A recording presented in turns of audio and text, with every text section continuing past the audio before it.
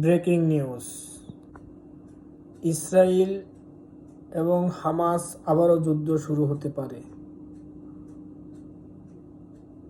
খবর আল জাজিরার মাধ্যমে প্রকাশিত হয়েছে। কারণ হামাস সাফ জানিয়ে দিয়েছে যে তারা আর কোনো ইসরায়েলি বন্দীদেরকে মুক্তি দিবে না। এজন্য ইসরায়েল যুদ্ধ চুক্তি লঙ্ঘন করেছে। ইসরায়েলের সরকার তাদের সেনাদেরকে যুদ্ধের জন্য প্রস্তুত হতে বলেছেন। এজন্য হামাস বলে দিয়েছেন তারা আর কোনো বন্দীদেরকে মুক্তি দিবে না। আসলেই আমেরিকার এক সন্ত্রাস বিদায় নিয়েছে, এখন আরেক সন্ত্রাস ক্ষমতায় বসেছে।